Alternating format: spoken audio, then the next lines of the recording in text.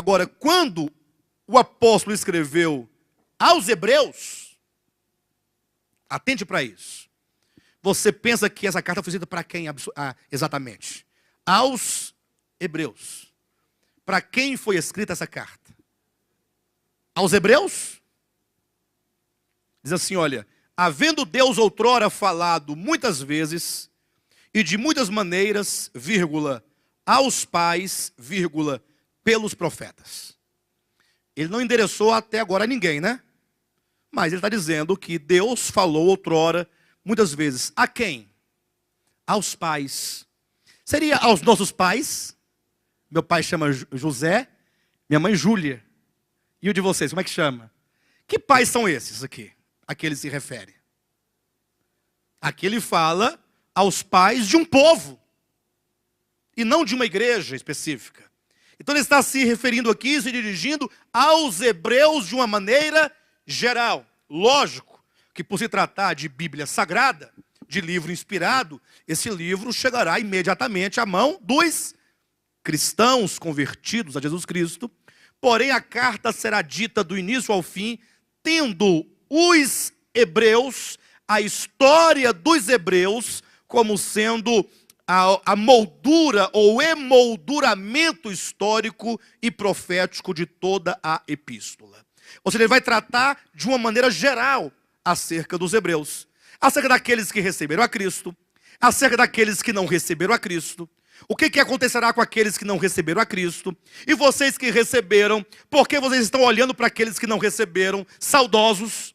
Ou seja, carta aos hebreus inclui todos os hebreus, inclusive toda a história dos hebreus. E os irmãos verão categoricamente quando Paulo tratar aqui dentro de cada um desses aspectos. Quando, porventura, alguém toma essa epístola e quer colocar apenas olhando para os crentes hebreus, eles têm uma profunda dificuldade de elucidar textos como Hebreus capítulo 6 e Hebreus capítulo 10. Então é muito simples, a pessoa não consegue compreender Hebreus capítulo 6 por um simples motivo. Porque ele está tentando aplicar nos crentes aquele texto que fala sobre os descrentes. Fala, não, pastor, não entendo assim. Você está falando que eles não conseguem entender? Eu entendo claramente que está lá em Hebreus, capítulo 6. Para mim é muito claro. Aqueles que um dia receberam a Jesus Cristo como Salvador pessoal, parafraseando, e que porventura caíram, não há mais meio de renová-los ao arrependimento. Está falando aqui de apostasia e, portanto, da perda da salvação. É o que a maioria esmagadora vão dizer para você. Aí quando alguém me traz isso, eu não gosto muito de dar resposta imediata, ou imediatamente, não. Porque aí você cria um conflito. Então você tem que dar corda para a pessoa ir até ela sentir que não vai mais, para ela poder voltar. Eu digo, um texto interessante.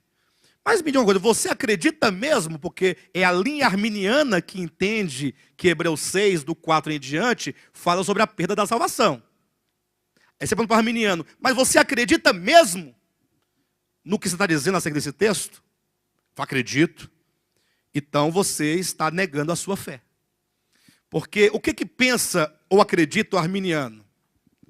Que é possível que o pecador a qualquer momento se resolva com Deus. Porque parte de uma decisão pessoal. E o texto diz o quê? Que é impossível. Ou seja, o texto diz que essa pessoa não tem direito ao exercício do seu arbítrio. É impossível, pois, que aqueles que foram iluminados, aqueles que provaram, aqueles que experimentaram e caíram, sejam renovados ao arrependimento. Ele fala de que eles cometeram um pecado que é imperdoável. E, portanto, a pessoa não tem mais aqui o poder sobre o seu arbítrio de decidir arrepender-se ou não. O texto que parece, aparentemente, dizer que a salvação se perde, na verdade é um grande golpe contra o arminianismo. Então, o próprio arminiano não está entendendo o que ele próprio está dizendo, porque o texto nega exatamente. E, em contrapartida, ele diz que crê no texto, só que ele faz apelo em todos os cultos para que os sendo desviados voltem. Ora, mas se o crente caiu, abandonou o caminho, e é impossível renová-lo, por que o arminiano quer que ele volte e faz o apelo para ele voltar? Porque não acredita no texto. Na verdade, não somente não acreditam, mas não entenderam nada do texto. Então, para entender o texto, sobretudo de Hebreus capítulo 6 e Hebreus capítulo 10, do 25 em diante, é preciso que nós tenhamos a clareza de que esta carta possui um emolduramento histórico, onde se pinta uma tela profética acerca dos hebreus, do destino dos hebreus, como povo eleito de Deus.